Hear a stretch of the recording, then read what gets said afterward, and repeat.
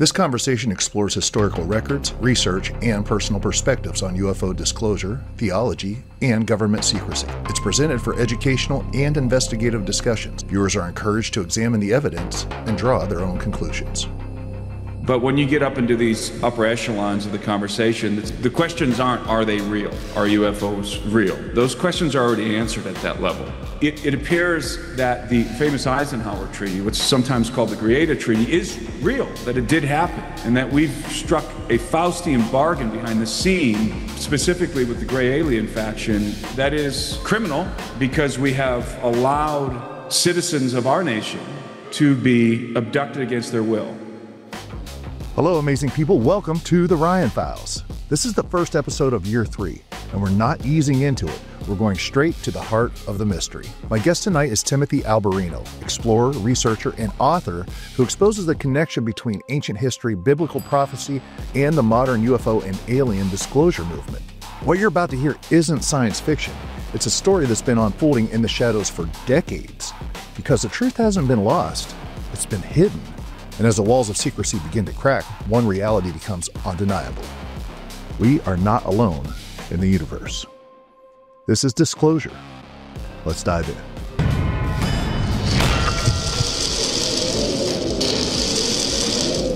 Hello, amazing people. Thank you for joining me this week on the Ryan Files with special guest Timothy Alberino. He's a researcher, explorer, and author who unites ancient history, biblical prophecy, and modern technology in one powerful narrative. His book, Birthright, The Coming Post-Human Apocalypse, reveals how humanity's divine inheritance is being challenged by transhumanism, alien deception, and artificial intelligence. Through the Alberino analysis, Tim exposes the mysteries of lost civilizations, the Watchers of Genesis 6, and the rising post-human world.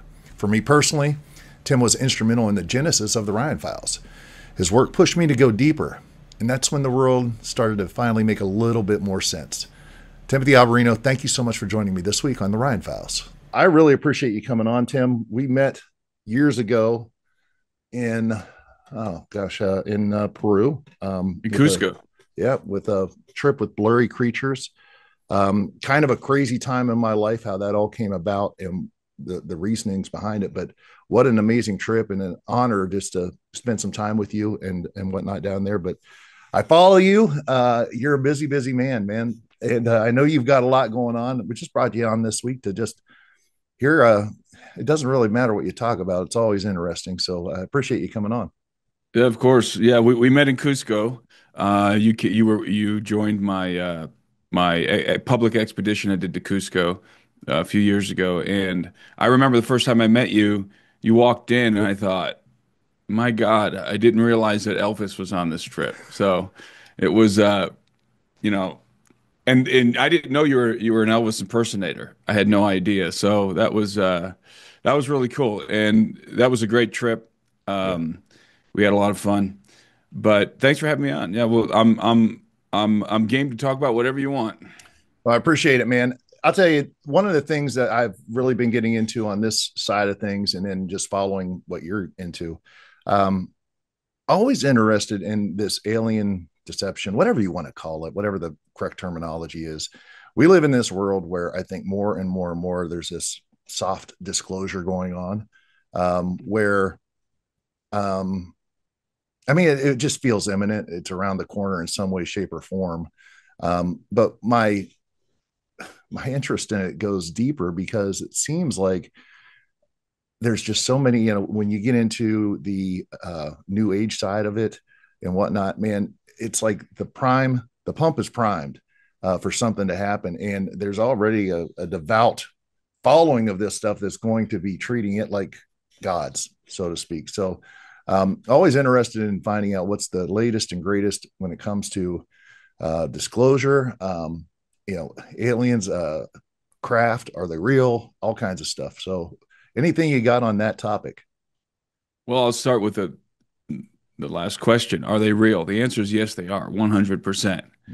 So I interface with obviously with the general public in regard to this topic, but also with people who are members of clandestine UFO research groups, members of Congress, and whistleblowers.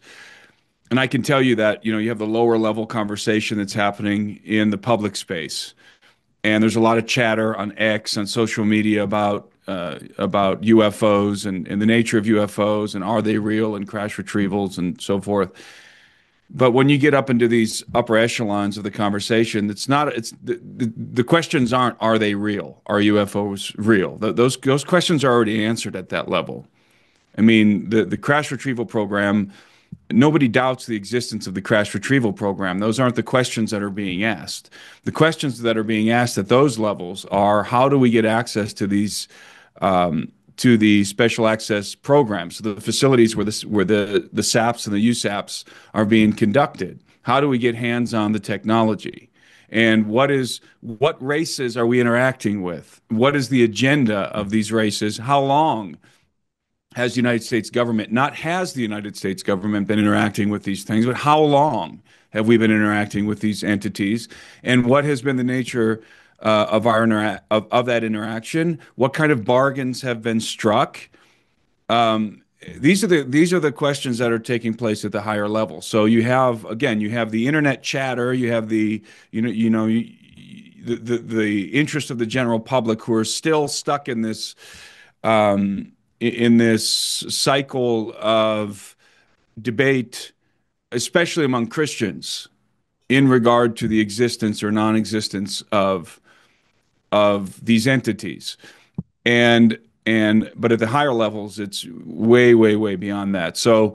Um, so yes, the aliens are real, and whatever that means to you, alien simply, and when I use the term alien, um, I'm talking about a sentient species that is non-human.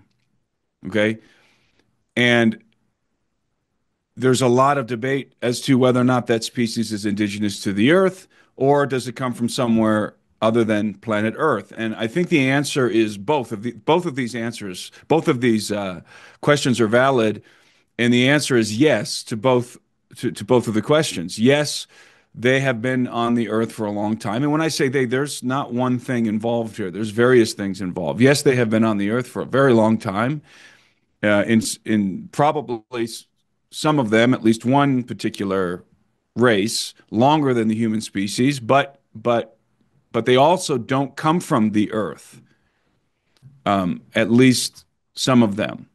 And I can say that with a great deal of confidence because I approach it both from a data-based orientation, but also a biblical orientation. So I have a paradigm that is, as you know, and as my audience knows, a paradigm that is founded on the biblical narrative, but also I'm always familiarizing myself with the data set and with the facts that have been presented to me behind the scenes.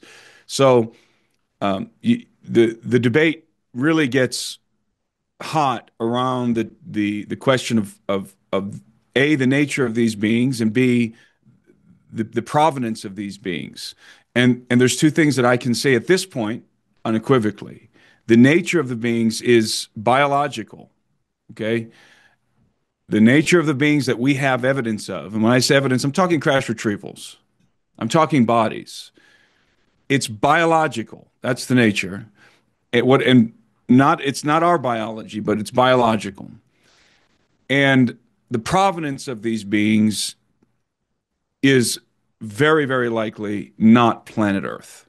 Although they have bases here, although they've established a presence here and have been here in some cases for a very long time, some of them, I don't think the Greys, by the way, I think the Greys have been here probably since maybe the mid 1800s.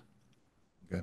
But that doesn't mean that there haven't been forward operations, surveillance operations, or forward teams, so to speak, that have come here in preparation for the establishment of bases, right? So if we were going to invade a foreign country, the first thing that we do is we send the CIA and we send the elements of the intelligence community to embed, and then we send the SF guys, the special forces teams, to embed and to prepare in a forward operation to prepare the invasion, to prepare for the invasion force or the combat force that would be coming behind it, and to establish bases, to integrate into the culture, and so forth. This is the way that we do it, and that every modern nation does it. So, in the same way, you could have had, let's be specific to gray aliens. You could have had gray aliens coming to the Earth, surveilling, establishing bases before before the before they arrived in mass, let's say, Sure. right? And that could have gone back hundreds, perhaps thousands of years, that activity, slowly integrating, slowly building the bases under the sea, under the ground. But certainly the abduction phenomenon does not go further than the late 1800s. So if the primary agenda, if the prime objective of gray aliens is the abduction phenomenon and the breeding program, then they likely were not here, or at least not very active on Earth until the mid to late 1800s. I'm probably giving you more information than you were looking for here, but That's fascinating. but this is, my assessment my assessment hasn't changed over the last 5 years, let's say. The things that I suspected before have been concretized, have been affirmed through my interaction with various elements in this world. And I'm going to go back to this point I was making earlier. I'm seeing there's an interesting rift that's formed between the public conversation and the conversation that's happening at the higher levels. The special access programs absolutely exist, and these are where this is where the legacy program is housed, within these compartmentalized special access programs. And those programs, because of the Freedom of Information Act, were once housed under the government, the DoD, let's say, generally speaking, the Department of Defense. But because of the Freedom of Information Act, that citizens can now make inquiries into programs to find out what the government is doing, they decoupled the legacy program from the DoD, from the Department of Defense, from the Pentagon apparatus, and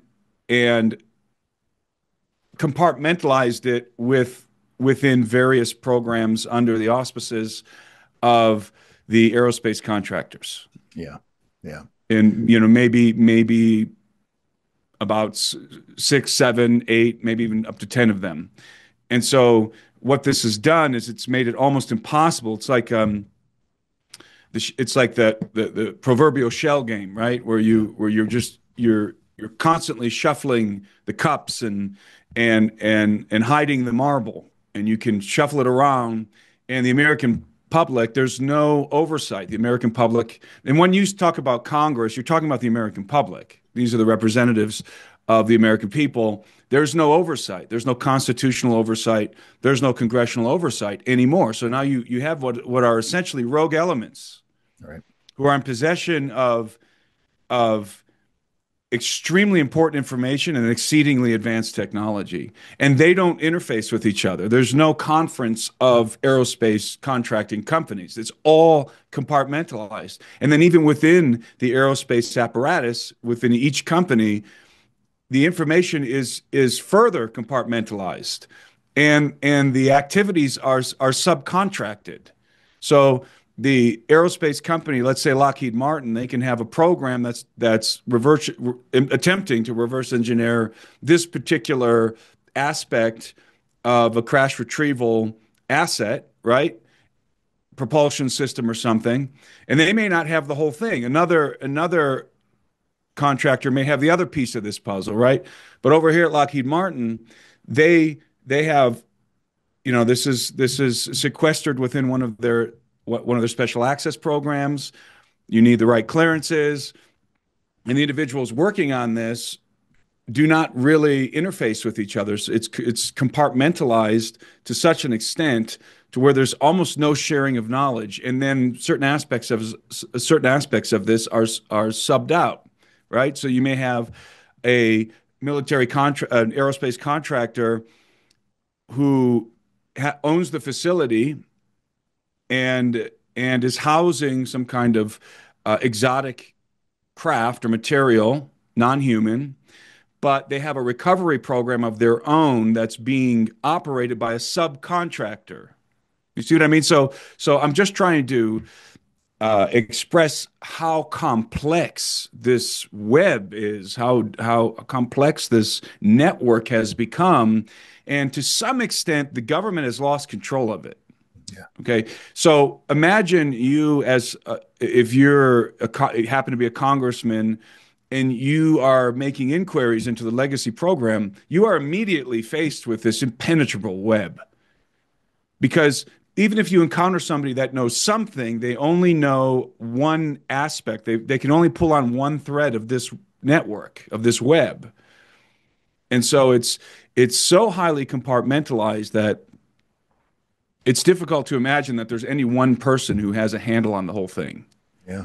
Wow. And so when that happens, you get rogue institutions, you get rogue organizations. The technology falls into the hands of nefarious people in some cases because it's outside of it's outside of constitutional oversight at this point.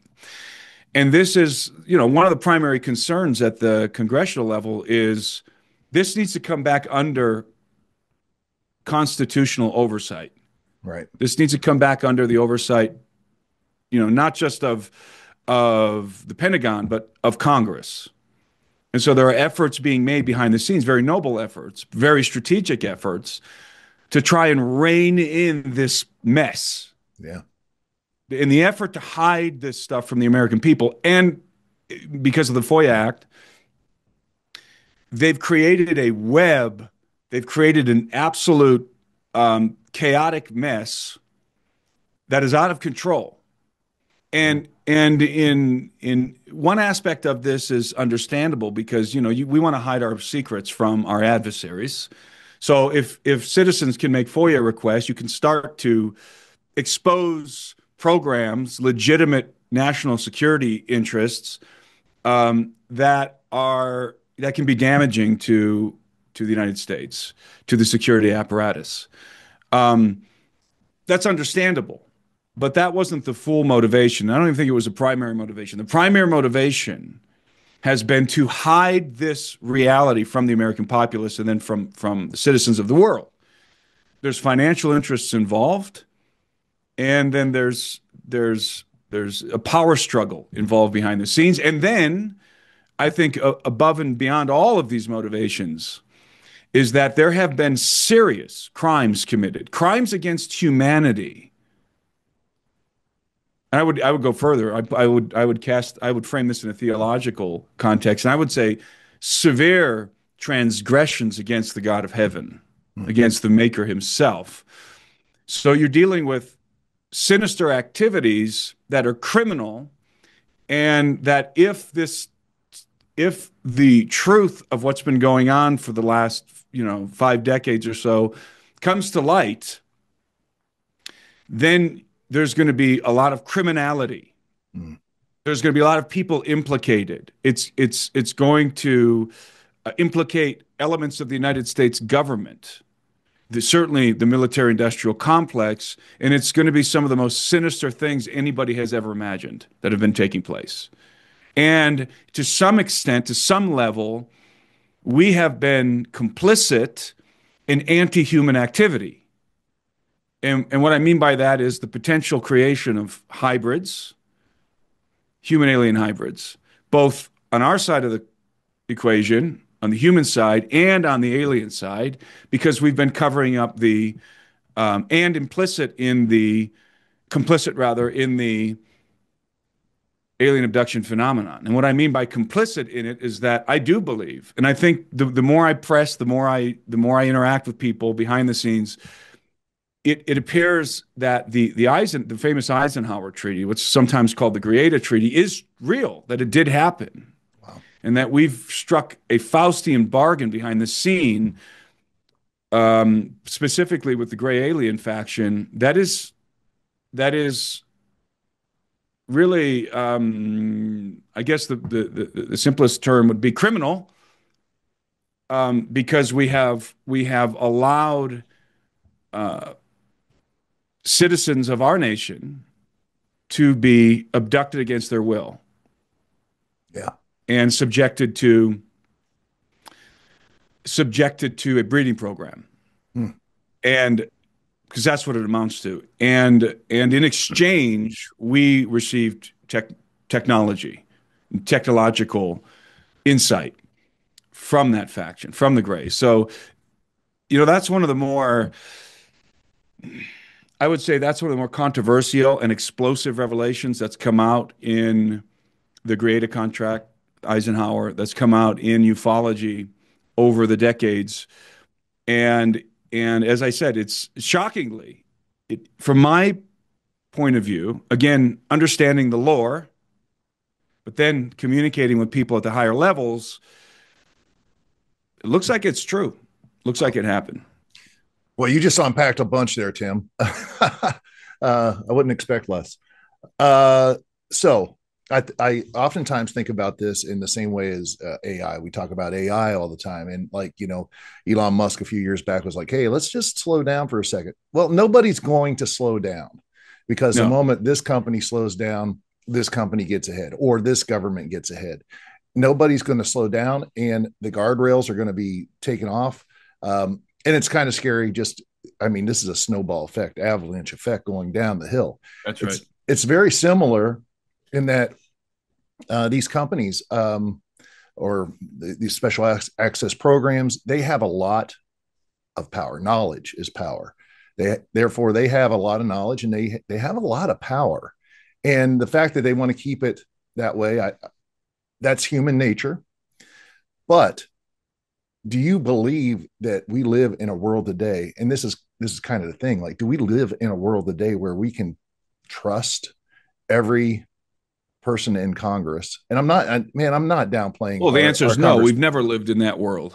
Right. So, because I mean, you can just, I'm not going to name names, but there's a couple people I can imagine getting this information. About leaks happening all the time. That comes into probably play as part of the problem. It's not an excuse, but it's just, is it possible for it to change? I guess is what I'm asking. Well, there is a very valiant effort, a valiant war being waged behind the scenes to bring these what amount to illegal activities right now Yeah. under the oversight of Congress. And let me rephrase that, to to to rectify, to expose to some extent, and to rectify the illicit activities that have been happening behind the scenes, and to bring the legacy program under um, back under the control of the governmental apparatus, Congress and the Pentagon, basically the Congress and the Department of Defense. So, and that effort is real. It's not feigned. And there are individuals in Congress and in government in general and some of the agencies who are determined and who are running ops to try and get this done. And they're met with a lot of resistance. At the congressional level, it's not necessarily like, well, some of these guys are threatened. Some of the congressmen have been threatened directly, and I know but it's more like, rather than a direct confrontation. So what the government does in response, as soon as the narrative starts getting out of control, and everybody has a cell phone with relatively good camera on it, you can't hide the phenomenon anymore. You can't tell people that the phenomenon isn't real, which is what they used to do. Um, so the response is, and now Congress begins to take an interest in the phenomenon, and let's go back to the publication of the New York Times piece back in 2017, the Nimitz incident, and so forth. So what does the government do in response? When I say the government, I'm referring to the disclosure fact. I mean the non-disclosure faction. What my friend Richard Dolan describes as the secrecy group. the group that wants to keep the lid on all of this and wants the status quo to continue in regard to the cover-up. What do? Their response isn't to try and shut it down and come out and reject the claims that are put forward in the New York Times. Rather, what they do is they create an investigative office at the Pentagon, Aero. And it's like, oh, hey, we're interested in this phenomenon also. And you know what? We're going to investigate it. So we're going to create Aero, the all-domain anomaly research office. And we're going to lead the charge in investigating this. And then we're going to brief Congress on what we find. And so that was created to satisfy the public interest, curiosity, and to give the illusion that the government's also interested in this topic. And we're going to get to the bottom of this. But also, Aero was created to diffuse the growing interest at the congressional level in the Senate and House, and to dissuade further investigative efforts. Right. And so how do they do that? Well, what Aero does is it'll take, for example, I know this for sure, okay? I know that this is what they do. They'll take, 10, let's just put a number out there, 10 incidents, UFO incidents, and they'll do this in a briefing with the Congressional UAP caucus, for example. And they'll have the congressman there, and then they'll go through 10 incidents, and they'll take layups, right? Incidents that are easy to debunk, and they'll debunk 9 of them conclusively. This is a Mylar balloon, this is a flock of seagulls, whatever. Conclusively debunked. And then they'll have this 10th one where they go, this one we don't know about yet. We're still looking into this one. Right. And so what this does is it gives the illusion that this official Pentagon office is interested in getting to the truth, but at the same time is deflating the expectations of the congressional members, especially in the UAP caucus, and dissuading further inquiry into the topic. Right. And it's a very, very high-level psychological operation. And it also gives fodder to the skeptics, because they're just going to parrot what Aero, the findings of Aero, and it is a very efficient way to control the narrative, both again at the congressional level and in regard to the public conversation that's revolving around this topic, and it's been very effective. And then what happens is you get. And this isn't necessarily a psychological operation. This is just a product of the UFO community, right? The UFO research community is then you get hearings, and we've had 3 so far. And these hearings are conducted in the beginning they're all conducted in good faith, but the hearings are conducted at a let's say. They're conducted at a fairly highly professional level in the beginning, because in the very beginning, the situation hasn't yet been compromised by particular certain UFO celebrity figures haven't compromised the scene yet at the congressional level. And so you get whistleblowers, and then you get really inquisitive congressmen. And then they interact, and then you get some explosive revelations, and the congressmen are taken aback because most of them are green in regard to ufology, right? Right. And you get the most explosive revelation, which was the original one from David Grush. And Grush reveals, because Grush worked in intelligence, and he reveals that the legacy program is absolutely real, that we have recovered non-human, quote unquote, spaceships or something like whatever the terminology was, and biologicals. And you get that what people refer to the ontological shock that hits the congressmen who are making these inquiries, because they're not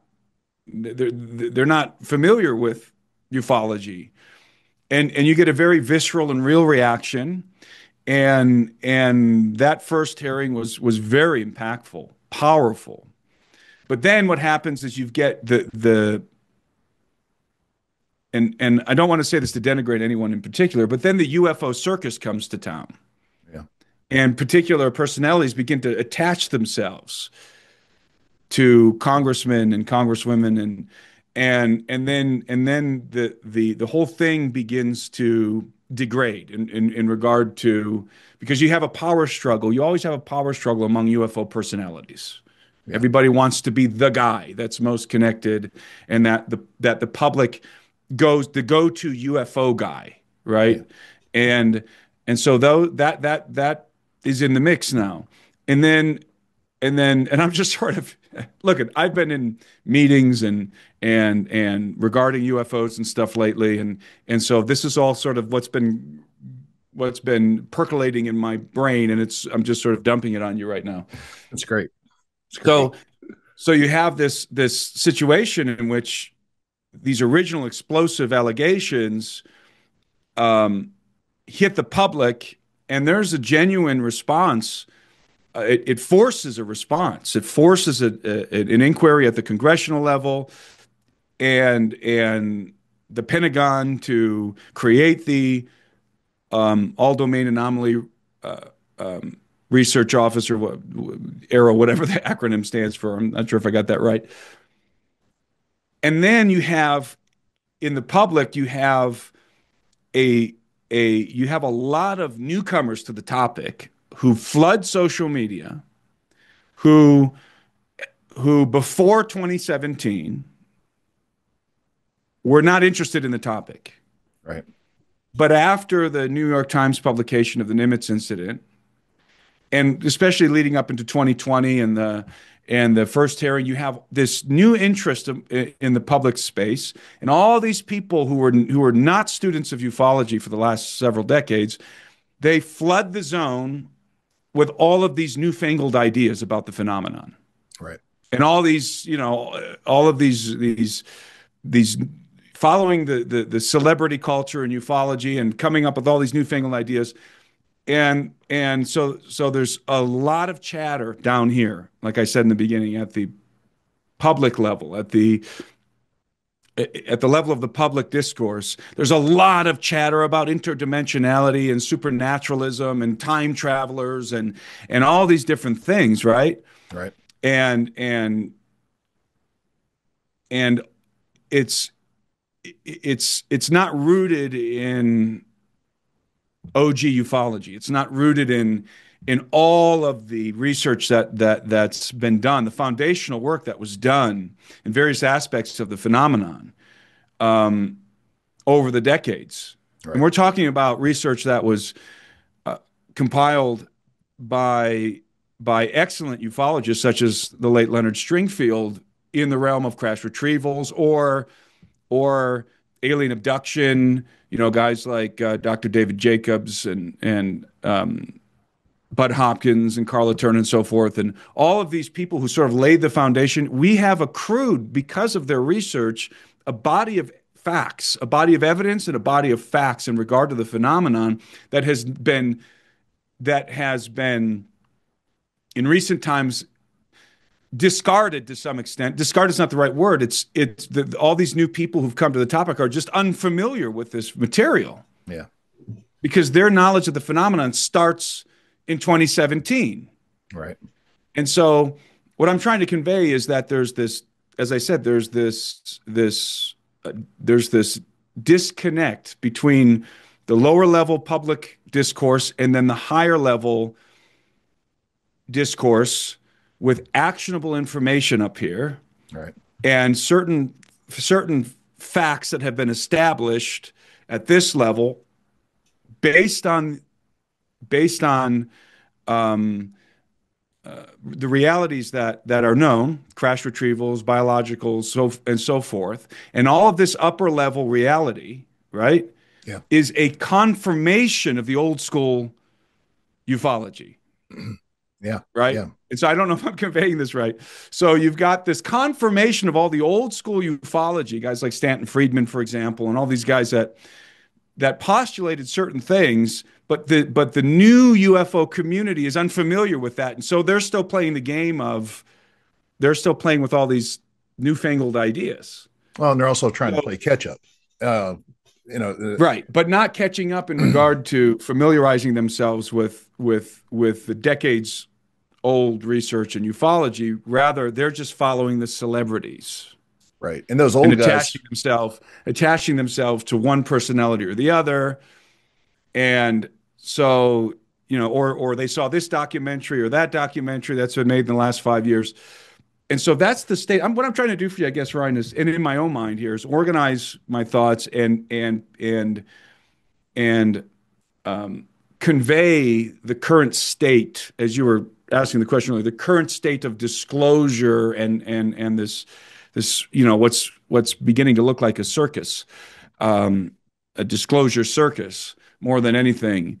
And so that's my personal perspective, being both down here at the public discourse level, but also up here at the upper echelon of the discourse that's happening at the governmental level and so forth, and whistleblowers. And I'll add one more thing. And then you get whistleblowers. right? What the UFO community has been looking for decades, whistleblowers at the congressional level. You get whistleblowers who come forward, David Grush, Lou Elizondo, primarily those two.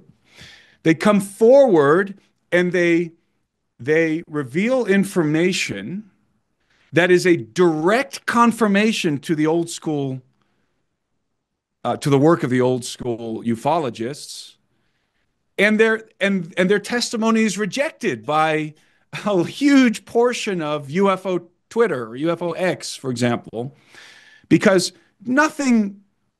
there's the idea, the perception, especially since COVID, the perception is if there's a whistleblower that's being taken seriously at the congressional level, then it's got to be misinformation, disinformation, or deception, right? So the very thing that ufologists have longed for decades, testimony at the congressional level, happens in confirmation of what we've known for decades because of that foundational, that ufological foundation that's been laid by these old school researchers, and it's rejected out of hand by so many people. Yeah. Yeah. It's so frustrating to me. And the reason that they were rejected is because, this person was connected to the CIA, or this person was military intelligence or Air Force intelligence. So obviously they're lying to you. Right. I went and saw. It's because, Yeah. go ahead. I've been bloviating here long enough. It's cool. I went and saw Lou Elizondo talk last year, and it was a great talk. I appreciated it. But what was so funny is the moment I start telling people about it, or I, just said, "Hey, I went and saw Lou online," but everybody and their mother was coming back with like, "Oh, well, he's just out there spreading disinformation." So, there's, like you said, there's this.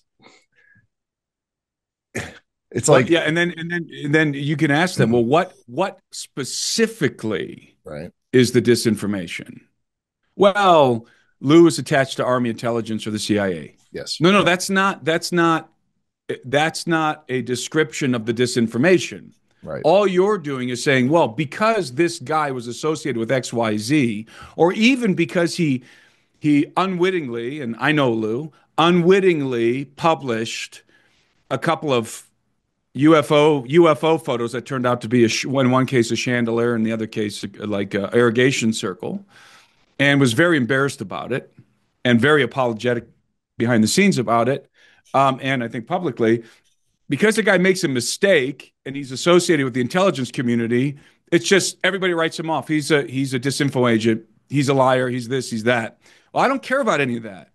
All I care about are the claims. That's it. What is the testimony? What is David Grush's testimony? I don't care who he worked for. I don't care. What is his testimony? What is Lou Elizondo's testimony? That's what matters to me. Yeah. What is Admiral Gallaudet's testimony? Yeah. I don't care about this other crap because this is all drama. This is all reality TV drama that happens on social media. All that matters to me are the claims. And the claims that all of these individuals have made conform to what has been known in ufology for decades. So Right. you have the body of evidence down here, the data, and the testimony of the witnesses conforms to the data. So from an objective perspective, they're telling the truth. So where's the deception? Right. Where's the deception? Where's the misdirection over here? And what they're saying is in direct contradiction to Arrow. So what Lou says and what David says and what the other whistleblowers have said is in direct contradiction to the messaging coming from Arrow. That's the official Pentagon apparatus. That's the one you should doubt. Yeah. And are some of these individuals telling the whole truth? No, Right.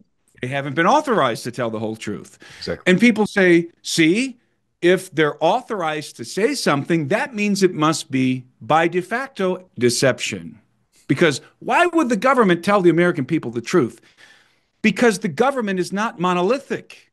The government is made up of people like you, people like me, people like the audience listening to this podcast.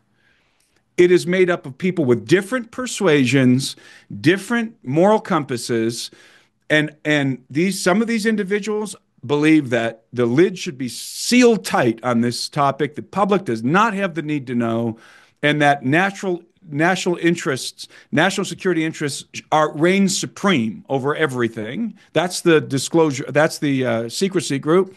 And then you have individuals over here who said, this has gone on long enough. The American people need to be informed at some level because there's criminal activity over here and we need congressional oversight. That's the other group. Both of those groups exist simultaneously. They're both fighting behind the scenes. It's a factional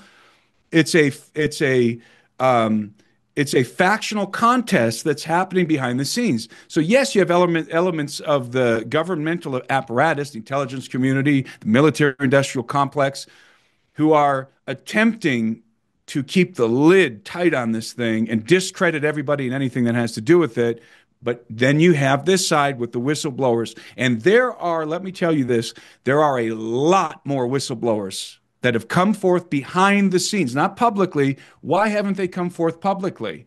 Because there is no official apparatus in place to protect them and their families and their pensions. There's no apparatus. And Congressman Tim Burchett he drafted legislation, and he had the support of Burleson and Luna and others at the congressional level, tried to get it passed to protect whistleblowers, and it keeps getting rejected. So why don't more people come forward? Because they don't want to die. They don't want their families threatened. They don't want their careers ruined. Yeah. We had someone come forward, David Grush, whose professional career was ruined. He basically became unemployed after he came forward. And it caused him a lot of grief. And thank God that Congressman Eric Burleson had the insight to employ David Grush himself. So now Grush is working at Burleson's office very strategically, and they're doing a lot of great work behind the scene, by the way. Oh. Those guys are doing a lot of great work behind the scenes. And they don't get the accolades they deserve. Instead, they get all the criticism. They don't get the accolades they deserve. And so that's that's just one example.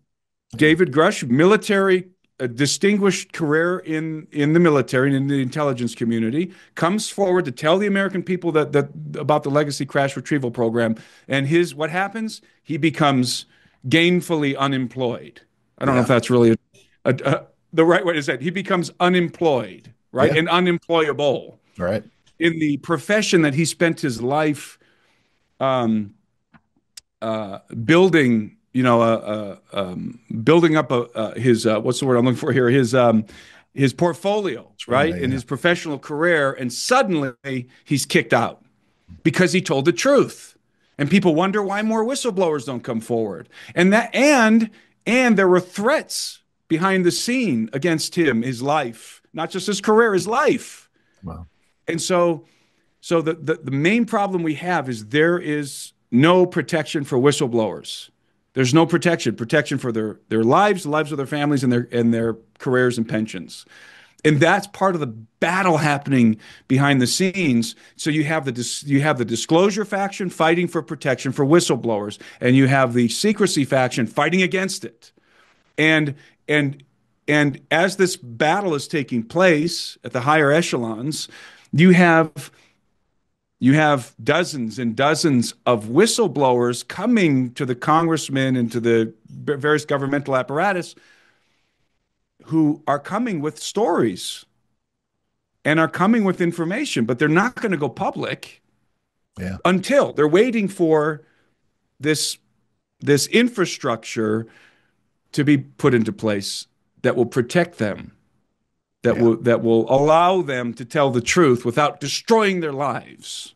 Right. And all of those hypocrites on social media and UFO X and so forth who say, well, they should come forward no matter what and tell the truth. You wouldn't. Right. Easier You said than wouldn't do it. done. You Yeah. would not do it if your life was going to be threatened, the lives of your family members and your financial future. You wouldn't do it. So it's very frustrating. I'm both encouraged at what I've learned, and I'm both very frustrated. I'm frustrated by the public's response to a lot of this, and um, and there's you've got these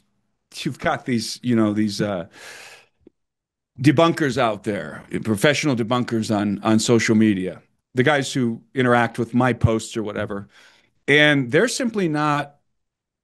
They're looking at it from the same level as the lay person. When I say lay, I just mean the general public. They're just looking at it from afar. They're not privy to the information at the upper echelons. They don't know. And so they're trying to debunk something down here, but they're not in these conversations up here. And were they in these conversations, they wouldn't be skeptics anymore. I get it. So it's a very interesting landscape right now, and I don't know if you want to talk about the Atlas situation because I know a lot of people are, and I know you've done that already on your show, but I know a lot of people are very anxious about Atlas right now. Well, I do want to talk about Atlas. Let me ask you one question, and I don't know to what degree you can even or want to talk about this, but let me just throw it out there. I'm a student of World War II history. Find it fascinating. World War II Germany, the technology they had. Obviously, the war goes the way it goes. Operation Paperclip. During some of this time, stuff with Jack Parsons, freely admitting, "Hey, I'm in the occult, and I'm using my occult connections to get knowledge to make the best rocket ever." You know, and then I'm going to go out in the desert and do the Babylon working with L. Ron Hubbard, and occult is what I'm talking about. There's a lot of connections with the occult and World War II technology and whatnot that fostered, some might say, an occult connection in government, in some of these higher technological, programs and whatnot, where you're trying to get information from the other side. Does any of that in any way, shape, or form play into this struggle? Because you start talking about abductions. Harvard professor said there's like 21 points where it's the same thing as SRA. There's a lot of just occult connections with this. Well, let me contest that right away. Alien abduction and SRA have nothing to do with each other. Okay. There are no points. Okay, so the only thing that you could say is both of these are traumatic incidents. Sure. That's it. The alien, because there's an understanding of alien abduction that's an inch deep and a mile wide on the internet. Okay, and it's been conflated with demonic activity. It's been conflated with satanic ritual abuse. There's no data there. It's just opinions. It's chirping birds on podcasts and stuff. And it's information, in some cases, information that has been fabricated out of whole cloth. Mm. Information that has been generated by the fantasies of mentally ill individuals, that has been perpetuated, propagated on the internet, and has been taken as fact. And so you have a fantasy world over here, not just into which the abduction phenomenon is accommodated, but all kinds of things that is not based on reality. You have particular individuals out there who are mentally ill, who are perhaps themselves victims of abuse, sexual abuse, maybe by family members, and who have recast their abuse, recast themselves. Let me rephrase this. Who because you can't live. Let's break this down psychologically. So let's say that, and I'm going to close the loop on this in a minute, but let's say that you have endured unthinkable sexual abuse in your life by especially family members. And that strips you of dignity, of your dignity. It steals your dignity away. It gives you it causes you to have to carry this perception of yourself around that's a victim mentality, not a victim mentality that we talk about in popular culture, but a victim, almost like a victim psychosis, where this happened to you, you were defenseless to stop it, and it diminishes your self-worth, it robs you of your dignity, and you now have to go through the rest of your life carrying this ugly burden, right? So what some people do, especially in the severe cases, satanic ritual abuse, for example, what some people do in order to cope, it's a coping mechanism, in order to be able to survive in the real world, right? To go to your job and go to the grocery store and buy groceries and pay your taxes and interact civilly with your family and friends. What people do is they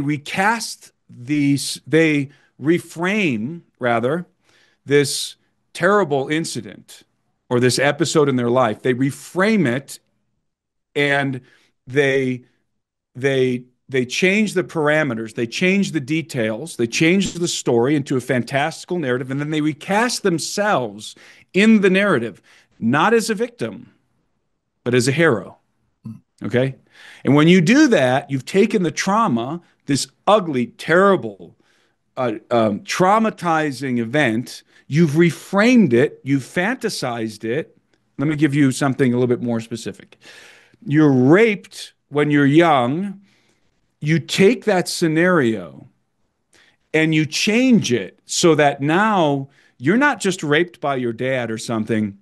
You were a participant in a top secret program that was breeding Nephilim, and that you were an assassin. You were trained to be an assassin within this program, and so forth and so on. And Joseph Mengele, it wasn't just your father who was raping you, it was Joseph Mengele who was doing experimentations on you. And then I'm weaving in, by the way, narratives I heard from individuals personally over the years. Yeah. And then you weren't just this unfortunate child who was subjected to this abuse by his family member. Now, because that's a victim, now you're the hero in the story, right? And now you're going to come forward and expose this conspiracy because you're now the hero figure. This happens all the time now on the internet. Yeah. And these individuals, they get, I'm going to use the modern term, platformed. And then their stories get picked up in cyberspace, propagated, and it begins to form it gets integrated into people's minds as reality. So now you have reality in which these people's stories are true, but they're not. And now people are basing now people are using this substrate, this foundational this foundational story that they've heard to derive from it doctrine in the worst cases, to derive from it a perspective of the UFO phenomenon, to derive from it a perspective whatever. And so you have literally a fantasy world that's just burgeoning online right now. And it's within that fantasy world that the abduction phenomenon is related to sexual satanic ritual abuse. Because when you look at the data, again, going back to the OG ufologists, the data accrued by very competent researchers, very, very carefully, it doesn't conform whatsoever to satanic ritual abuse. It doesn't conform whatsoever to out-of-body experiences. It doesn't conform whatsoever to near-death experiences. It doesn't. It is its own unique phenomenon. Its own unique phenomenon. And it doesn't, by the way, conform to the stories of sky people and fairies and gnomes and all of that medieval lore, right? I'm sorry, for those who are huge Vallée fans, and I'm a fan of Vallée myself. Jacques Vallée was his equation. I mean, that's not the right way to say it. What's the word I'm looking for? His comparison of the abduction phenomenon with the fantastical stories from medieval times is invalid because the phenomenon does not comport. It does not conform to those fairy tale stories. It is systematic. It is methodical. It is the same everywhere at all times. And there has never been, ever, in the history of mankind, a systematic program of alien abduction like has been happening and is still happening and has been happening since the late 1800s. This is a unique thing. It stands alone. And people, for whatever reason, are desperately trying to lump it into, again, satanic ritual abuse or the thing with Vallée is that the phenomenon has been wearing different masks, so to speak. You know, back in the medieval times, the alien presence was presenting itself as fairies and gnomes and sky people and so forth to conform to the cultural zeitgeist of the age. And then today, the phenomenon is now wearing the mask of the gray alien and the flying saucer and conforming to the cultural zeitgeist of the modern age. And then if we go back to the turn of the century, the phenomenon was presenting itself within the cultural context of steampunk fantasy. Jules Verne, for example, with these, this was called the mystery airship phenomenon, in which people were seeing these large, magnificent airships with balloons and propellers and all these kind of things, and pilots, human pilots. That's Jules Verne steampunk. And so they said, aha, the phenomenon is just conforming to the cultural zeitgeist. Well, the problem is it's not accurate. Let's talk for a second about the airship phenomenon back at the turn of the century.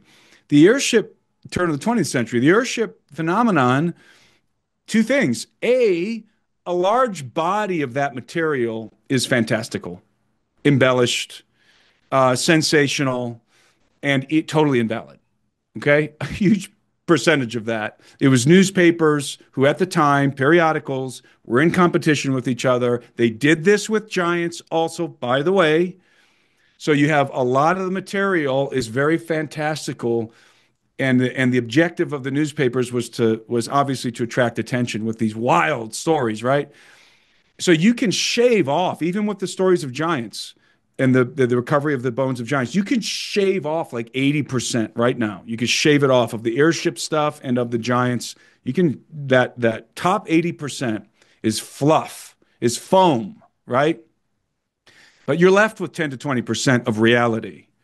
as it pertains to giants, as it pertains to the quote unquote airship phenomenon. And when you deal with that last 10, 20%, again, after removing the fantastical element, you have concrete historical fact, both with the Smithsonian's own records in regard to the recovery of the bones of giants and undeniable records that pertain to that. Abraham Lincoln, who talked about the bones of that ancient race of giants. They're in the mounds of America, right? And then on the ufological side, you have accounts of craft that are completely, entirely consistent with a modern UFO phenomenon. Saucers, cigar-shaped craft, gray aliens, the whole deal, right? So the phenomenon wasn't changing its aspect. It wasn't presenting itself conforming to the zeitgeist of that era. We were fantasizing. We were injecting our cultural, our cultural, that's what I'm looking for here. Let's just say our cultural ideas, our cultural concepts is what I was looking for, onto the phenomenon. Okay. So, but when you distill the information down to raw data, you have something that looks very much like what's going on today. And the reason why I bring that up is because the same is the case for the abduction phenomenon. When you remove the foam from the top of the cup, so to speak, and you deal with just the data and the reality that has been confirmed and affirmed with many cases, thousands of cases of abductees, cases, by the way, which I'm still getting today, and people I interact with and who come to me all the time. The abduction phenomenon has not ended. It's not over. The breeding program, it went into, it's maturated. It's entering new phases, but it didn't go away, as so many talking heads on social media want to say. It's not true. It has not ceased. When you distill that down, you have a body of data that is conclusive, right? It's a systematic program. And the purpose of the program, it's not experimentation. It's not messaging, by the way. It's not new age messaging. Abductees, for the most part, unless they're recounting screen memories, do not receive messages from gray aliens. They're just subjected to the breeding program. Sperm is taken from the males, eggs and ova are taken from females. Zygotes are implanted, fetuses are harvested, and so forth. And that's the reality. That's what's been going on in the beginning, and that's what's still going on today. Although now we're dealing with what Dr. Jacobs describes as advanced human alien hybrids, as he denominates them, and their integration into human society. Okay, that's where we are today. So, and that's sort of what I was talking about earlier, and I'll shut up here. But that's what I was talking about earlier when I was saying that there's a disconnect between the newfangled ideas being propagated by the newcomers to the UFO research community who don't have deep roots. And so you have all of these wild ideas popping up. And meanwhile, up here at the upper echelons, people are dealing with the stone cold facts, which conform to the data that has been accrued over decades by competent ufologists. And that's my soapbox pontification. Well, you covered a lot and kind of opened my eyes to some things to maybe a little bit of discernment as you go through with all this stuff. I do have some people, and I'm not implicating any of the guests that you've had on your program. I don't know who they are. Sure. So I'm not taking aim at anybody that you've talked to, because I don't know who you've talked to. Right. No, not at all. I do have some people coming on, people from MUFON and whatnot that are OGs kind of in the community. It'll be interesting to talk to them and hear some of their perspectives and whatnot. So it's all fascinating. It's a little scary, might be the wrong word. Maybe it should be the right word. I don't know, but it's out there, man. And I appreciate someone who can come on and just kind of Lay it out there. I appreciate it, man. Thank you. What about this Yeah. Well, Atlas like I said, 3i? these are the thoughts that have been ruminating in my mind based on, again, my interaction in the public space and then my interaction with the other group that's Yeah, at the higher echelon. So I got you. We got this comment. We've talked about it on this particular program. There's so just like the UFO thing. There's so many different sides to this. yeah, Some are, this is an alien spaceship. Some are no, it's just a comet. Maybe the truth is somewhere in between. I don't know. What's your thoughts on it? okay. So there's not a whole lot that anybody can say about Three Eye Atlas. Let's start there. Avi Loeb is really at the center of this. He's really been highlighting this and drawing a lot of attention to it and raising some alarms.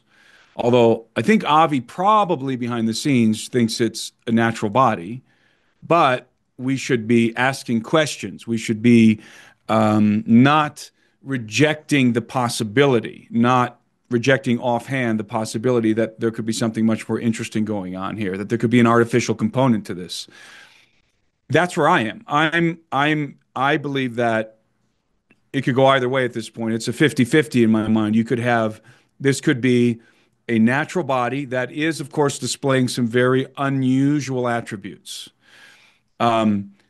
Or you could be looking at something much more interesting. You could be looking at something artificial. Or you could be looking at something artificial embedded into something natural, right?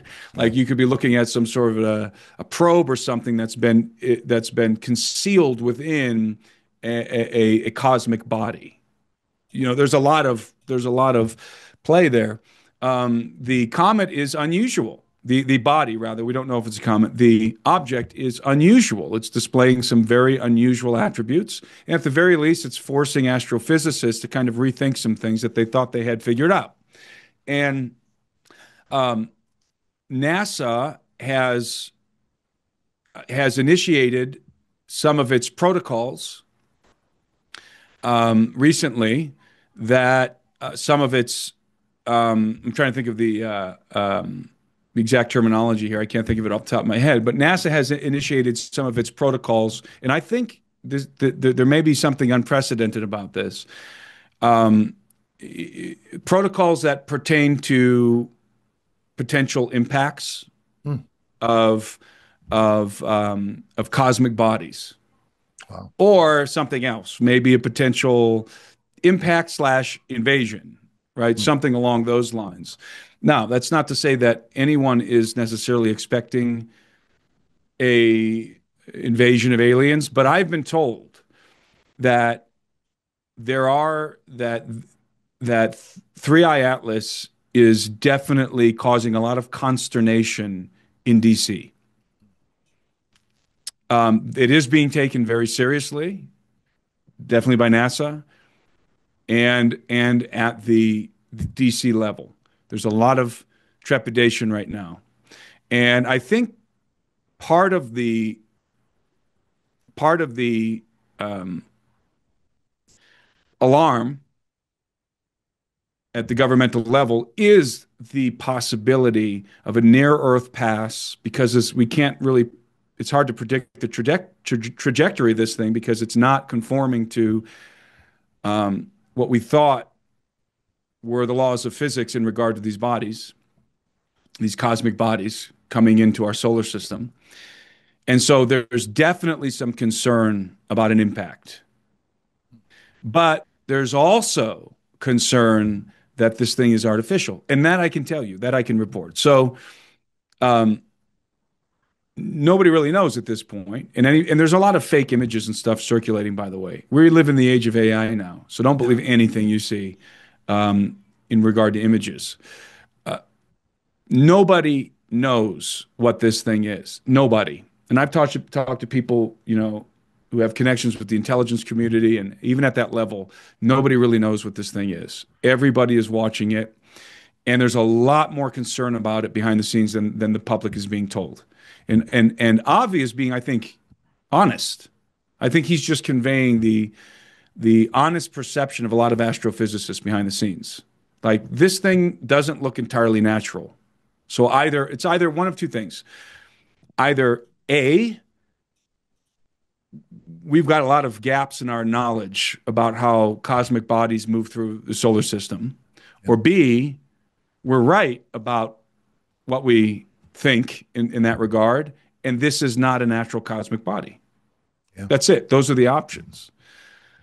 So Avi posted the other day. I don't have it in front of me, but he posted something to the effect of, take your vacations before, I think it was October 27th or 29th. In other words, he expects us to have a lot more information about this thing Right. in just a few days, because it's going to be coming close enough to where our telescopes and some of our orbital telescopes and Earth-based telescopes are going to start to get a much better look and have a better idea of the trajectory. And the question is, and the real problem now is you have a lot of, you have your big telescopes, the Vatican Observatory, the ones that are in Arizona, the ones that the government operates and universities operate around the world. And those are very, very high-powered telescopes. But the technology that was available only in those kind of telescopes 15 years ago is now available to amateur astronomers. All right. So you have a lot of amateurs who are going to be aiming their telescopes at this thing. So you're not really going to be able to cover it up if it's a freaking spaceship. Right. Is the point. So, it's going to go around the sun. That's the current trajectory. Some people are saying it's not going to it's not really going to come close to the Earth. Others are saying it very well could.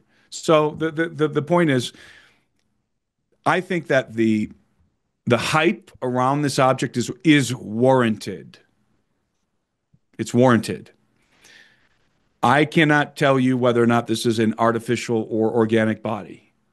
I think it could be either at this point. I don't think there's enough. I don't think anybody has enough data. Now, and this is interesting to me because I have heard behind the scenes, I've heard some chatter behind the scenes and from various sources that there is a body that is approaching the Earth. There is a object that's coming, and it's not 3I Atlas. It's further off in space, deep space, and it has been identified as artificial. Or at least allegedly identified as artificial, and it's got a lot of legitimately worried. Because that one in some respects it's much more definitive. Right. That it's artificial. And that one's way in the background. And that one's not showing up for a couple of years. So does it have a designation yet? No, not that I'm aware of. And I've heard this chatter from various sources. So, and of course then you have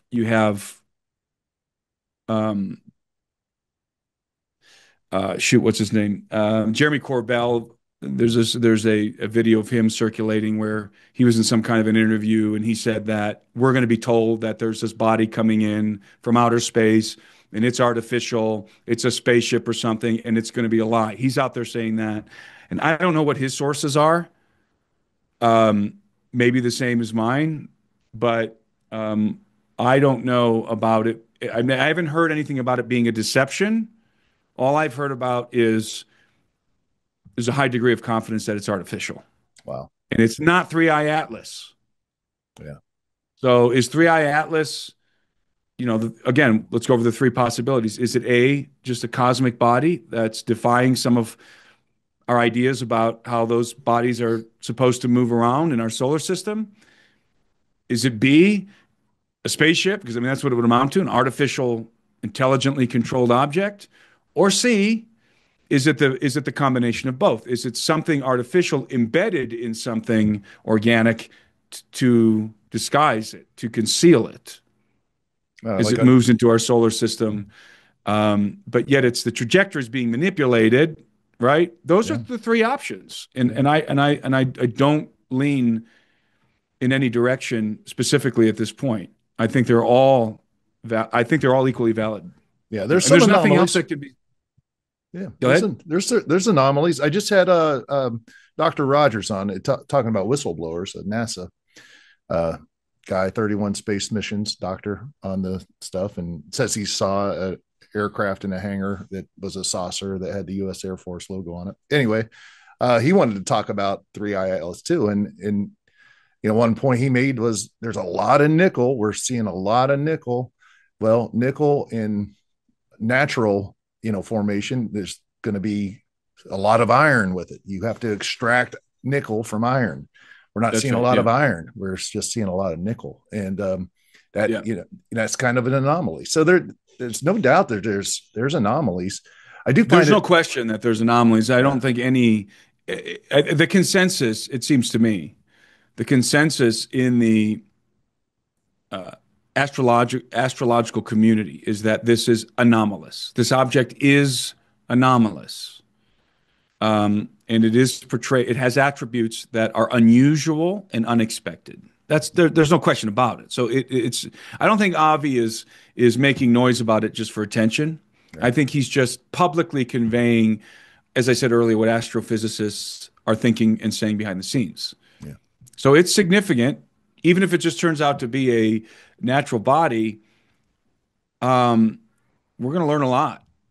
We're going to have to readjust some of the things that we thought about the nature of these sort of objects, their trajectories, their attributes, and their physics when they come into our solar system. So it is significant. There's no question about it. And there's people out there who are taking advantage of this story, as they do with every story, to inflate it, to conflate it, to aggrandize their own aggrandize isn't the right word, embellish the story to take advantage of the attention and get more subscribers. That's always going to happen. But the reality is nobody knows what the hell this thing is. That's the reality. Nobody yeah, knows. yeah. Cool. And it's interesting to me because I'm hearing from some sources that this other thing we know about, that's further out and Yeah, moving faster, by the way, that we this one we know about, but this other one in front of it, nobody knows. So it's a strange paradox. But if Avi Loeb is right, then just in a few days we should have a lot more information. there you go. There you And go. don't take a vacation before the 20. I think it was 29th of October is what he said. So, and that's probably hyperbole. Right. Yeah, absolutely. Interesting times to be alive, Tim. No doubt about it. Yeah, there's a lot of movement. There's a lot going on, and um, it's from my perspective, it's especially interesting because years ago, when I began in this field 10 years ago or whatever, 12 years ago, I had a lot of um, I had a lot of hypotheses related to ancient history, related to alternative historical narratives, related to giants, related to aliens and things like this. And it's interesting as I get older and as I'm interacting with different people, how some of these ideas, some of these hypotheses are becoming concretized into just stone cold fact. And I'm able to just say, yep, that one's true, that one's true, that one's true. This one not so much. And it is a very interesting time you know in which people are feeling more comfortable. People who've had experiences in the military, in the intelligence community, or whatever, who've had experiences. Um, the environment's different today because you're not going to just be written off as a kook, as a tinfoil hat conspiracy theorist.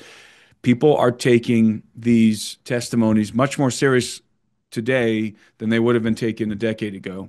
And so people are coming out. And we're talking about people who have proof of their involvement in these operations, people who've been on the crash retrievals, people who saw or heard about or have firsthand knowledge of the Kandahar giant. These kind of things. Yeah. So 10 years ago, these were just internet conspiracies. Today, and the public doesn't see this because these people aren't yet willing to come forward. As I was saying earlier, publicly because there's no protections. All right. But guys like me, researchers who are in the field, are interacting with these people because they're coming to us first. We're like the first level. Right. And they come to people like us to sort of position and wait till the apparatus, the security apparatus is in place so that they can come forward publicly. And let me say finally that there is an effort, as I said before, I'm going to say it again, there is an effort in Congress to put that whistleblower security, to construct that mechanism, that edifice for whistleblower security. That's happening behind the scenes. So it's going to get crazier, is what I'm trying to say. I just like to know the truth. I think that can speak for everyone. I think it's time. It's beyond time, and as we move forward, exciting to know that maybe something new is around the corner, and maybe we'll be able to wrap our heads around this a little bit more. Yeah, well, some things are right around the corner. So, like I said, in regard to the Atlas thing, maybe we'll all be in 3 days from now. Maybe the history of the world changes. I personally doubt it, but maybe it does. Who knows? I got you. Tim, how do people get a hold of you, follow you, Alberino Analysis, get your books, all that stuff? Let them know, man. Well, you can find my material. I mean, I've written a couple of books. One, The Birthright, which is available on Amazon. I've written an introduction commentary to the Book of Enoch, my own edition of the Book of Enoch, which I published with Nate Henry and Luke Rogers from the Blurry Creatures podcast. That's available.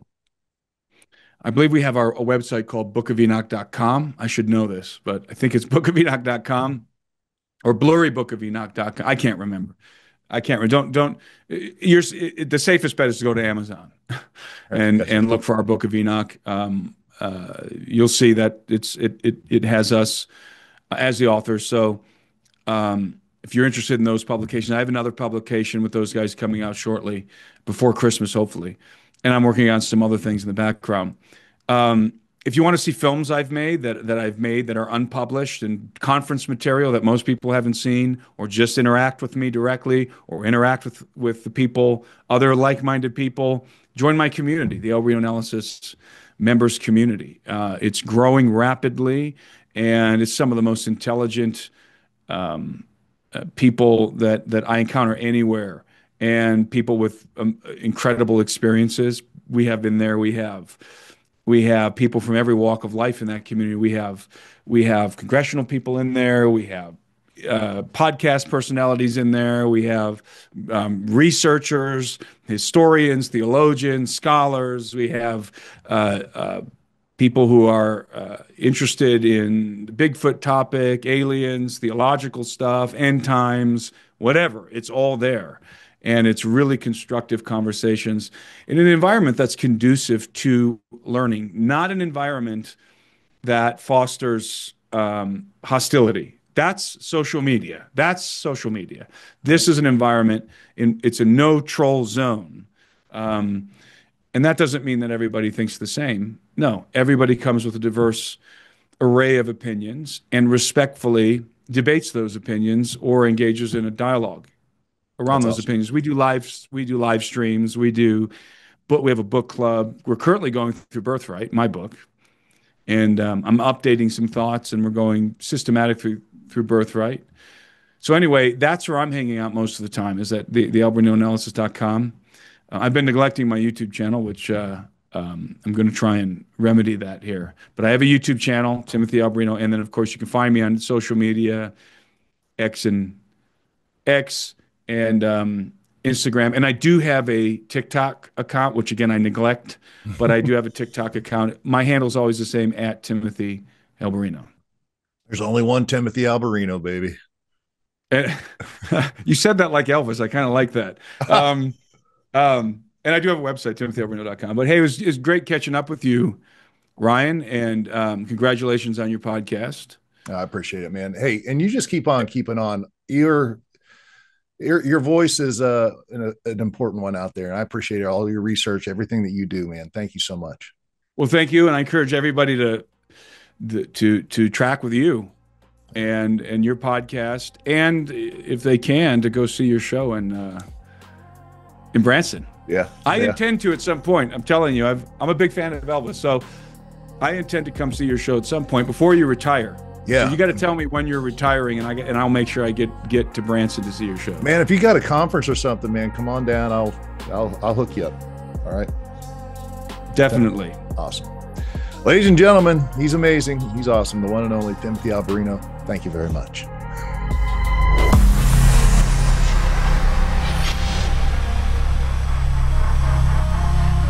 That's how you launch year 3, with a conversation that rips the veil straight off the world's biggest mystery. Massive thanks to Timothy Alberino for joining the Ryan Files and helping us see the alien and UFO disclosure movement in a whole new light. If this episode moved you, don't just watch, be a part of the mission. How, you might ask? Well, join the channel right here on YouTube for badges, early access to episodes, and members-only perks.